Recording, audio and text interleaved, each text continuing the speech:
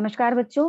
आज मैं आप लोगों को जो है आपका ये मूड कोर्ट का स्पेशल क्लास ले रही हूँ, क्योंकि कल आप लोग का मूड कोर्ट का प्रैक्टिकल है।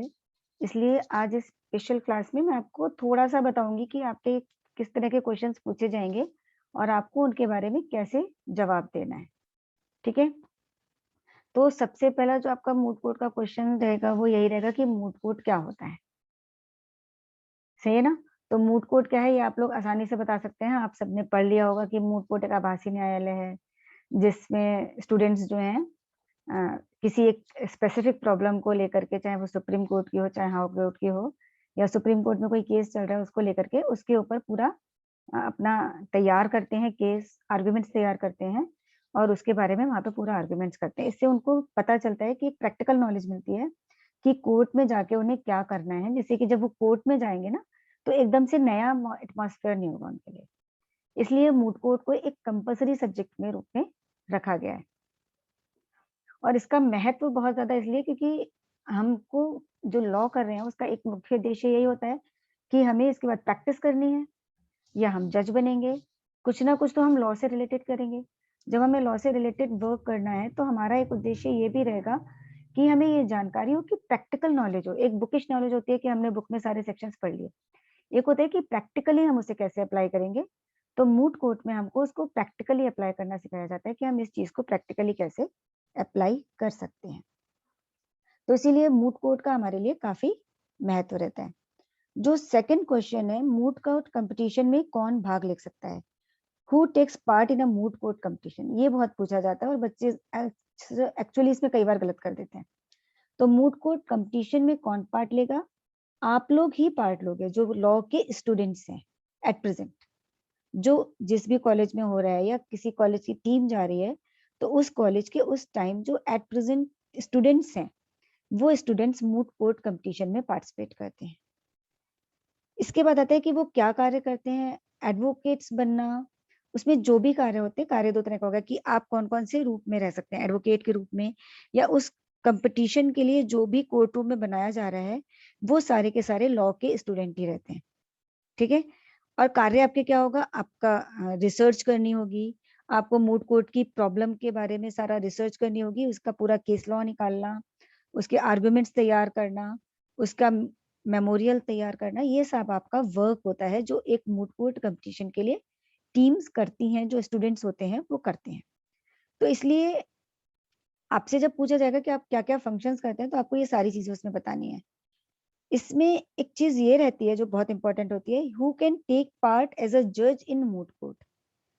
इसमें स्टूडेंट्स गड़बड़ करते हैं। क्यों गड़बड़ होती है? इसमें 2 चीज़ें हैं। एक होता है मूड कोर्ट में एज़ जज कौन पार्टिसिपेट कर सकता है? तो वो स्टूडेंट ही होंगे।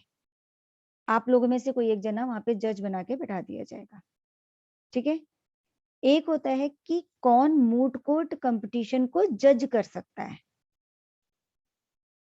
इन दोनों चीज़ों का आप अंतर बहुत अच्छे से समझ लीजिए कि मूड कोर्ट कॉम्पिटिशन जो हम कर रहे हैं, जो उसकी टीम बनाई है, उनमें एक व्यक्ति को हमने जज बना दिया और दूसरी चीज़ क्या हुई कि मूड कोर्ट कॉम्पिटिशन जो हम रख रहे हैं, उस कॉम्पिटिशन को जज करने के लिए जज बैठा दिया हमने, ठीक है ना? सॉलिसिट करने के लिए एज़ अ जज किसी व्यक्ति को बैठाना।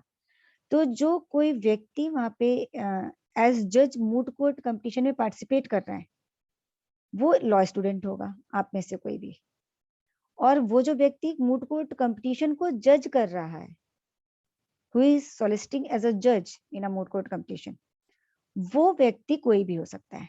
रिटायर्ड जज हो सकता है, अभी इस टाइम जो जज हैं वो हो सकते हैं, लॉयर्स हो सकते हैं, जो सीनियर लॉयर्स हैं, जर्नलिस्ट हो सकते हैं, मतलब कोई भी व्यक्ति जो उस टॉपिक के बारे में राय रखता हो। जो सॉलिसिटिंग जज होते हैं, जिनको कि मूड कोर्ट कॉम्पिटिशन को जज करने के लिए बुलाया जाता है, उसमें एक चीज़ ये भी देखी जाती है, हालाँकि मैं इस पे आपका एक लेक्चर ले चुकी हूँ, फिर भी मैं बता रही हूँ कि उसमें एक चीज़ ये भी होती है कि अगर जो कॉम्पिटिशन है, वो किसी एक स्पेसिफिक प्रॉब्लम से रिलेटेड है, तो उस प्रॉब्लम का जो विशेषज्ञ है, उस विशेषज्ञ को बुला के किया जाता है कि स्पेसिफिक फील्ड है, तो उस फील्ड के स्पेशलिस्ट को बुला करके आप वहाँ पे अगर आप जज बनाएँगे, तो वो ज़्यादा यूज़फुल होगा आपके लिए। तो इसलिए वो चीज़ें यहाँ पे देखी जाएँगी। तो थर्ड क्वेश्चन मैं बता ही चुकी हूँ कि मूड कोर्ट में जो न्यायालय है वो कैसे एस्टैब्लिश किया जाएगा, कि जज की टेबल होगी, फिर कोर्ट क्लर्क की टेबल होगी, फिर दोनों तरफ टीम्स बैठी होंगी। उन टीम्स के लिए हम आगे पोडियम रख सकते हैं जिससे कि उनको कम्युनिकेट करने में आराम रहेगा, और पीछे जो है हमारे सारी की सारी ऑडियंस बैठी होगी। सब में थोड़ा थोड़ा डिफरेंस भी रहना चाहिए और बहुत ज्यादा भी डिफरेंस नहीं रहना चाहिए। इसके बाद जो फोर्थ और फिफ्थ क्वेश्चन है आपके, उनमें आपको कुछ प्रोफॉर्मास दिए गए हैं जो आपको लिखने हैं। ये जो प्रोफॉर्मास हैं ये आपके सीपीसी और सीआरपीसी के एंड में दिए गए हैं। उन प्रोफॉर्मास को मैंने आपको फॉरवर्ड भी कर दिया है।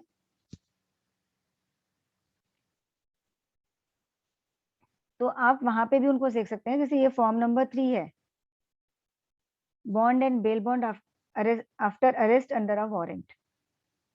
तो ये जो चीज है आपको यहाँ से देख के उतारनी है, और जो फिल इन द ब्लैंक्स है, जैसे डॉट डॉट्स लगा हुआ है, वहां पे आप अपने हिसाब से नाम वगैरह भर के इसको पूरा कर सकते हैं। तो मेन जो आपका इसमें काम है, ये जो फोर्थ फिफ्थ क्वेश्चन है, इसमें इन बॉन्ड्स को आपको उतारना है वहां पर, और इसका जो खाली जगह है उसको अपने हिसाब से फिल करके करना है।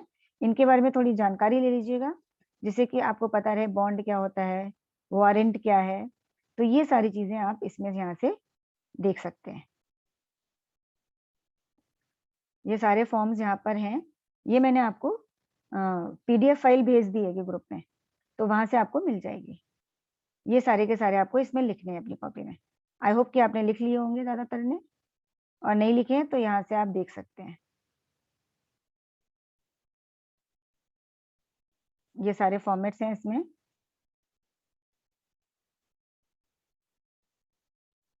ये फॉर्म नंबर 45 है। यहाँ से आपको सारे फॉर्म नंबर्स मिल जाएंगे। आपके पास जो बेयर एक्ट होगा सीपीसी और सीआरपीसी का, उसमें ये सारी डिटेल्स दी हुई हैं।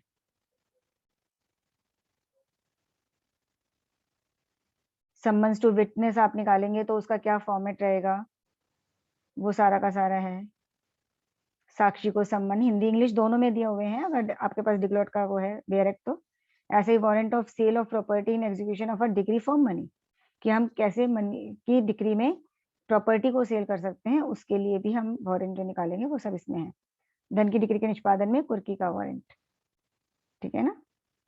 सिक्योरिटी बॉन्ड आप कैसे देंगे, ये सारी की सारी चीजें आप इसमें रहेंगी। वहां पे जो एग्जामिनर होगा वो आपसे कोई भी सवाल पूछ सकता है कि मतलब अगर वो ये भी पूछ सकता है कि अगर हम इस बॉन्ड पे दे रहे हैं तो क्या होगा, कमीशन से क्या समझते हैं आप। तो थोड़ा थोड़ा सा चीजें आप इसके बारे में जाननी चाहिए कि कमीशन होता क्या है। कमीशन हम निकालते हैं जिससे कि किसी चीज के बारे में जानकारी लेने के लिए। न्यायालय खुद नहीं जा सकता सब जगह, तो एक व्यक्ति को कमीशन के रूप में भेज देता है कि वो वहां जाकर के उसकी जानकारी ला करके न्यायालय को देगा कि वहां पे कैसी स्थिति है। तो इन सारे फॉर्मेट्स को आपको वहां पर लिखना है फोर्थ और फिफ्थ क्वेश्चन में, फिफ्थ और सिक्स्थ में, सॉरी। ठीक है। जो सेवंथ क्वेश्चन है उसमें एक प्रॉब्लम है। उस प्रॉब्लम में जिन बच्चों ने मूट कोर्ट में पार्टिसिपेट करा है, उनके पास उसका पूरा मेमोरियल बना हुआ है। वो बच्चे अपने साथ मेमोरियल लेकर के जाएंगे। आपका जैसा भी जो प्रॉपर फाइनल मेमोरियल है वो आप अपने साथ वहां पे ले जाइएगा, फाइल कवर में लेकर के।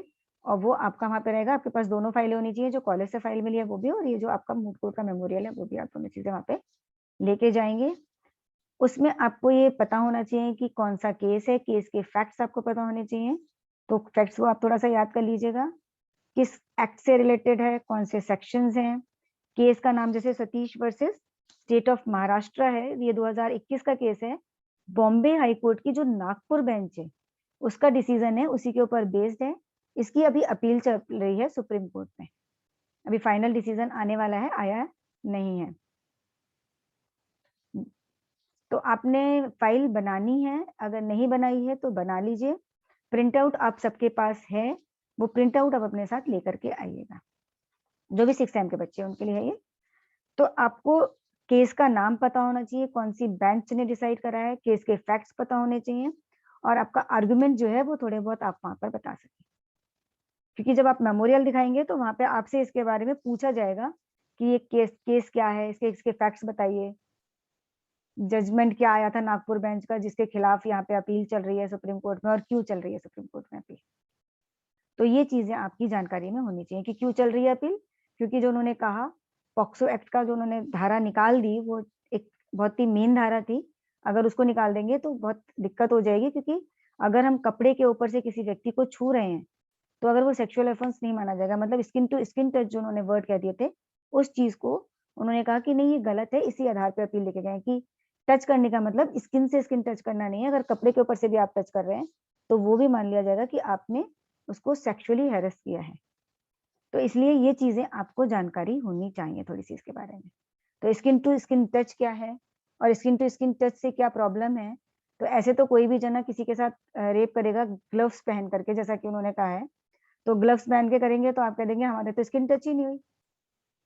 तो वो सब चीजें यहाँ पे, इसीलिए उन चीजों को हटाने के लिए इसकी अपील चल रही है फिलहाल। जो लास्ट वाला आपका क्वेश्चन है, वो आपका क्वेश्चन है कि आपको इसमें प्लेंट WS लिखनी है। तो जब आप प्लेंट और WS लिखेंगे ना, तो उसके लिए आपको प्लेंट का फॉर्मेट पता होना चाहिए। वो पूछ लिया जाएगा आपसे कि प्लेंट में क्या फॉर्मेट होता है, सबसे पहले क्या लिखा जाएगा, फिर उसके बाद क्या लिखा जाएगा। तो प्लेंट में हम सबसे पहले सबसे ऊपर क्या लिखेंगे, कोर्ट का नाम। जिस भी कोर्ट में हम केस फाइल कर रहे हैं उस कोर्ट का नाम वहां पे सबसे ऊपर रहेगा। फिर उसके बाद केस नंबर आता है। केस नंबर अभी आपके पास नहीं होगा क्योंकि आप अभी तो फाइल कर रहे हैं, तो वहां पे आप केस नंबर लिख के ओब्लिक करके जो ईयर है, जैसे 2001 में कर रहे हैं, 2021 में कर रहे हैं, तो वो आप वहां पर लिख देंगे। ठीक है। फिर उसके बाद आप देंगे पार्टीज का नाम। जो प्लेंटिफ है उसका नाम आएगा, उसको पूरी एज एड्रेस सब कुछ आएगा। इसी तरह से फिर प्लेंटिफ लिख देंगे आगे, फिर वर्सेस लिख करके या बनाम लिख करके डिफेंडेंट 1 2 3 जितने भी हैं सारे डिफेंडेंट्स की डिटेल आएगी।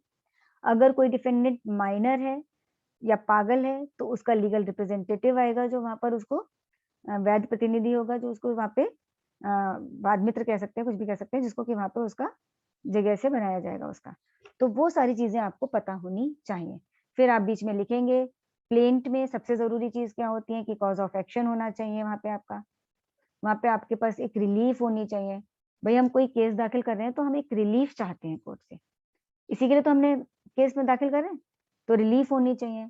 फिर वो पूछ सकता है कि आप WS में कैसे लिखोगे। WS में हम एक एक जो आर्गुमेंट्स उसने दिए हैं अपने, मतलब जो भी प्लेंट में एक एक पैरा में उसने बनाया है, हर पैरा के बारे में हमें स्पेसिफिकल डिनाई करना है। ऐसा नहीं है कि हमने लिख दिया प्लेंट की कोई भी बात हमें मंजूर नहीं है, ऐसा नहीं होता है। पैरा नंबर 1 एक्सेप्टेड या डिनाइड जो भी है वो आप वहां पे लिखोगे। अगर पार्टली एक्सेप्टेड है तो वो लिखोगे, और आपका जो एडिशनल ग्राउंड्स हैं वो आप वहां पे दे दोगे। फिर पैरा नंबर 2, पैरा नंबर 3, इस तरह से सारे पैरास के बारे में आप लिखेंगे। फिर बाद में आप अपनी एडिशनल प्लीज देके आप अपना पूरा का पूरा आर्ग्यूमेंट्स लिख सकते हैं वहां पर। तो इस तरह से आपको, अगर आपको वहां पे कोई प्रतिदावा करना है, काउंटर क्लेम करना है, या वो सेट ऑफ करना है, तो वो भी आप अपने WS में एडिशनल प्ली के बाद आप अपना अलग से देंगे वहां पर। तो ये सारी चीजें आपको मूट कोर्ट में स्पेसिफिकली पता होनी चाहिए, तभी आप कुछ कर सकते हैं।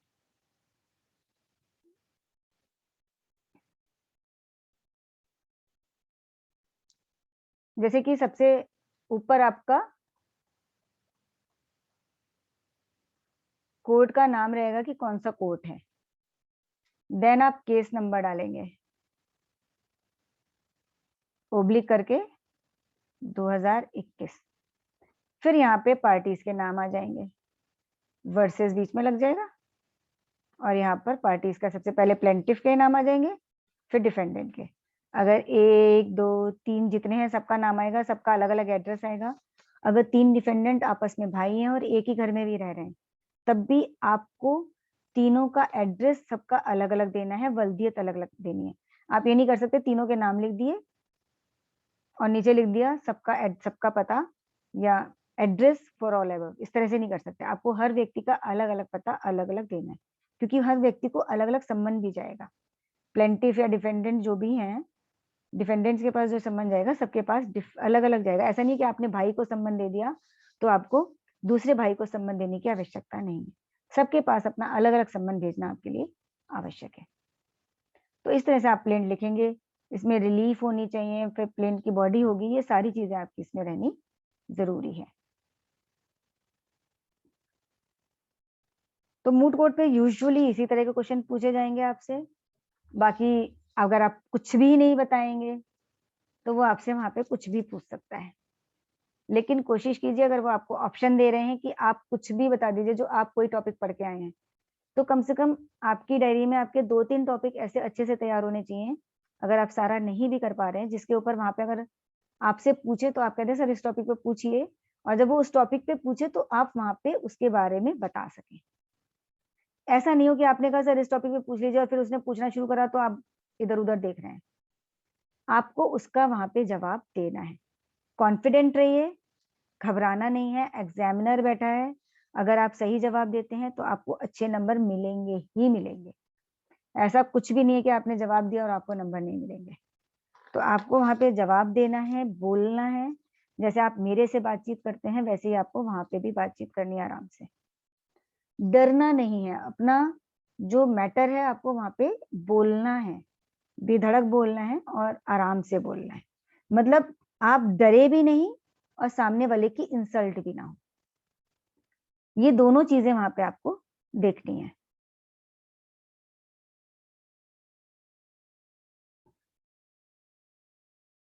तो ये चीज़ आपको वहाँ पे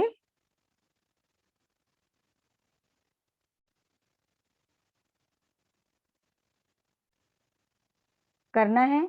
तो अब आप लोग का कोई सवाल हो तो आप एक-एक करके अपना माइक अनम्यूट करके मुझसे पूछ सकते हैं, अगर किसी की कोई कन्फ्यूजन है तो। मैम माइक अनम्यूट कर जैसे लो। हमने हाँ।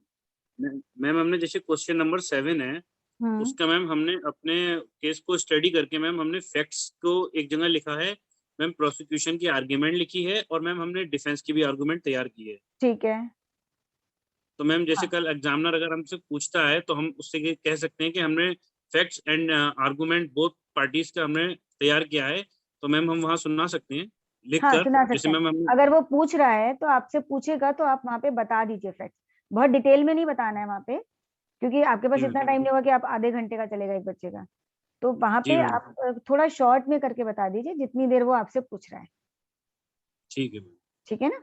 तो वहाँ पे आपको फैक्ट्स यस मैम। बताने हैं, अगर वो आपसे फैक्ट्स पूछ रहा है कि ये फैक्ट्स हैं। जी मैम। फिर वो फैक्ट्स बताते-बताते जी आपसे मैम। पूछेगा कि कौन-सा केस था, कौन-सी बेंच यस थी, मैम।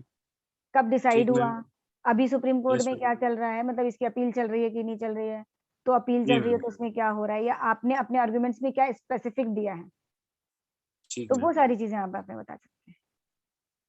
ठीक है मैम। सही है? और कोई सवाल? Yes ma'am. किसी भी बच्चे का कोई भी सवाल पूछ सकता है वो। कोई कन्फ्यूजन रह गया हो, एक चीज़ बहुत अच्छे से याद रखिएगा, जो मैक्सिमम टाइम पूछा जाता है मूट कोर्ट में, बच्चे गड़बड़ करते हैं। जज कौन हो सकता है, वकील कौन हो सकता है। मूट कोर्ट कंपटीशन में पार्टिसिपेट एज़ जज जो कर रहा है वो आप में से ही कोई होगा। मूट कोर्ट कंपटीशन को जज जो कर रहे हैं, वो एक्टिंग जज हो सकते हैं, रिटायर्ड जज हो सकते हैं, जर्नलिस्ट हो सकते हैं, वकील हो सकते हैं जो सीनियर हो, तो वो कोई भी हो सकता है। लेकिन जो मूट कोर्ट कंपटीशन में पार्टिसिपेट कर रहा है, एज़ जज कर रहा हो, चाहे क्लर्क बैठाला जा रहा हो, कुछ भी हो, वो आप ही में से कोई होगा। लाइक स्टूडेंट कह सकते हैं। हाँ, स्टूडेंट्स ही होंगे, लॉ स्टूडेंट ही होंगे उसमें। लेकिन जब हम नेशनल मूट कोर्ट वगैरह कंपटीशन के लिए जाते हैं, तो वहाँ पे जज बैठाला ही नहीं जाता है, वहाँ पे केवल स्टूडेंट्स ही होते हैं, एज़ टीम जाते हैं, जो एज़ एडवोकेट वहाँ पे वर्क कर रहे होते हैं। तो उसमें 2 रिसर्चर या 1 रिसर्चर और 2 एडवोकेट्स के रूप में जाते हैं, या 3 पार्टिसिपेंट की टीम होती है, उसमें से तीनों के तीनों कभी कोई बोल रहा होता है, कभी कोई रिसर्चर के रूप में रहता है वहाँ पे। इस तरह से भी कर सकते हैं आप। तो वहाँ पे कई लेवल का कॉम्पिटिशन होता है जो नेशनल लेवल पे होता है। जब आप अपने लोकल लेवल पे कर रहे हैं तो वहाँ पे आप ज़्यादा बच्चों को पार्टिसिपेट कराना चाहते हैं, कुछ है, या आप वहाँ पे पूरा कोर्ट का माहौल बनाना चाहते हैं, तो आप वहाँ पर एक स्टूडेंट को भी एज़ जज बैठा सकते हैं, वहाँ पे क्लर्क बैठा ले जाएँगे, वो भी स्टूडेंट्स हो सकते हैं। पीएन जो बैठाला जाएगा, जो वो भी आपका स्टूडेंट होगा, तो वो सारे के सारे स्टूडेंट्स ही करेंगे वहाँ पे पार्टिसिपेट। ऐसा नहीं है कि आप कहोगे कि एक पीएन को ही बैठा दिया जाए वहाँ पर, या कोई बाहर से कोई नहीं आना है। केवल जो मूट कोर्ट कॉम्पिटिशन को जज कर रहे हैं, वो बाहर से आ जाएँगे। जो मूट कोर्ट कॉम्पिटिशन का क्लर्क होता है, जो वहाँ पे बैठा होता है जज के आगे, उसके बहुत सारे काम होते हैं जब कॉम्पिटिशन हो रहा होता है। वो एक तो जैसे आपने कोई अथॉरिटी दी, जो आप केस लॉ वगैरह देते हैं, तो वो आपसे लेकर के जज को देने का उसका काम होगा। इसके अलावा जो मूट कोर्ट कॉम्पिटिशन होता है, आपके पास टाइम लिमिट होती है कि आपको इतनी देर बोलना है। तो वो जो टाइम लिमिट होती है ना, उस टाइम लिमिट के लिए जो बेल बजाने का काम होता है कई बार क्लर्क के पास ही रहता है मोस्टली, उसको देखना कि क्या करना है, कब करना है, तो उसके लिए क्लर्क के पास काफी काम रहता है। तो वो मोड में जो क्लर्क होता है उसका काम होता है। जज जो बैठा है वो अगर सॉलिसिटिंग जज है कि मतलब वो देख रहा है मूड कोर्ट कंपटीशन को देख रहा है, तो वो रिटायर्ड जज भी हो सकते हैं, एक्टिंग जज भी हो सकते हैं। लेकिन अब मूड कोर्ट कंपटीशन में पार्टिसिपेट कर रहा है तो वो आप में से कोई हो सकता है। वो पूछ सकते हैं कि आप हो सकते हो क्या? हाँ मैं हो सकता हूँ अगर मैं पार्टिसिपेट कर रहा हूँ, लेकिन मैं मूड कोर्ट कंपटीशन को जज नहीं कर सकता। समझ रहे हैं ना आप लोग? आप मूड कोर्ट कंपटीशन को जज नहीं कर सकते, लेकिन मूड कोर्ट कंपटीशन में एज जज पार्टिसिपेट कर सकते हैं। ठीक है? अगर ये चीज ना समझ में आ रही हो कुछ भी तो आप पूछ लीजिए।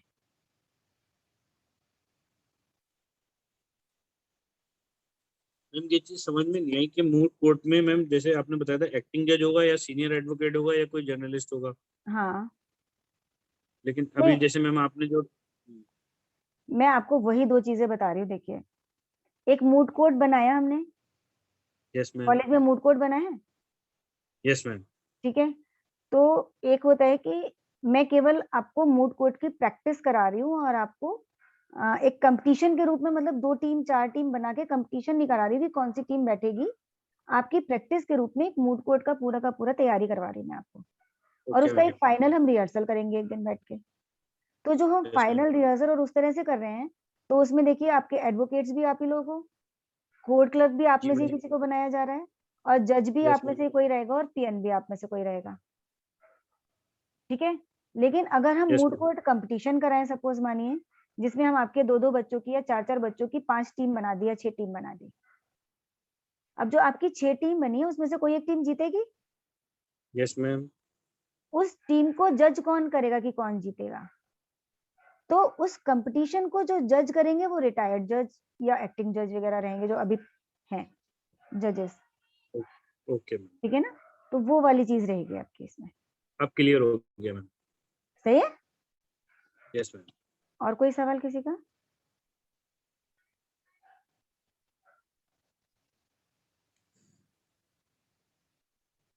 और कोई सवाल है?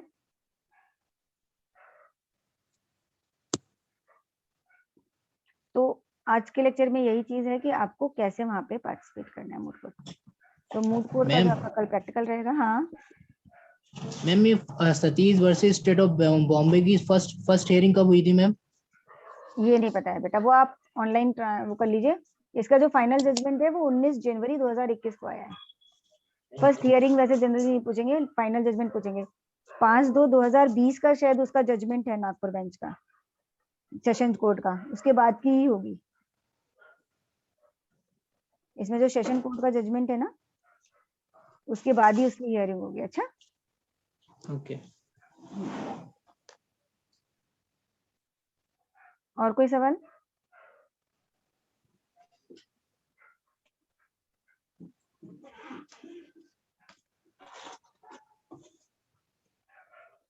चलिए फिर आज का आपका ये मूड कोर्ट का क्लास यहीं खत्म करते हैं। अगर आपको कोई सब, मैं इसको यूट्यूब पे डाल दूंगी जिससे कि आप इसको बार बार देख सकते हैं। ओके मैम, ठीक? मैम ड्रेस में आना है ना कोऑर्डिनेट, कल सबको? हाँ ड्रेस में आना है, आपके गले में कार्ड होना चाहिए आपका, जो आपका कॉलेज से आई कार्ड मिला हुआ है, पूरा यस प्रॉपरली मैम, आइएगा वहां पर। 12 बजे से 2 बजे मैम के बीच में है, 12 से 2 के बीच में 100% हो जाएगा। 2 बजे के बाद किसी को भी नहीं मिलेगा क्योंकि ऑनलाइन नंबर जाने हैं इस बार, तो ऑनलाइन वाले में वो नहीं हो पाता है आगे बढ़ाने का। हाँ पूछो, कौन पूछ रहा था कुछ? मैम जो आपने फाइल बनवाई है मूड कोर्ट के लिए, तो वो हाँ हम लोग अभी ऐसे नॉर्मली ले आएंगे, उसका फ्रंट पेज वगैरह ऐसे ही अभी कुछ नहीं करा हाँ, उसमें? कोई बात नहीं, कोई बात नहीं। Yes ma'am. अभी उसको आप ले आइए, फाइल कवर में रख के ले आइएगा। Okay ma'am, okay. ठीक है? मैम जो केस फाइल होती है उसमें ले आए ना? हाँ हाँ। ओके। और कोई सवाल है किसी का?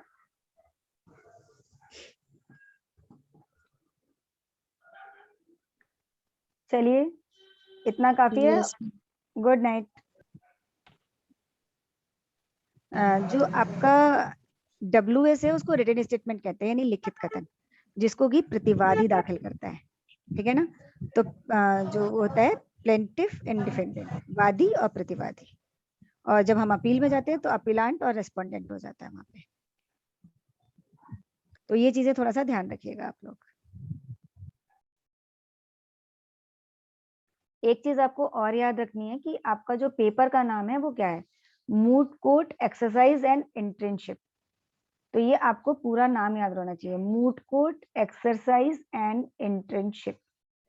तो जब अगर आपसे नाम पूछा जाए तो आपको ये पूरा नाम वहां पे बताना है, moot court exercise and internship, ये आपका इसका नाम है।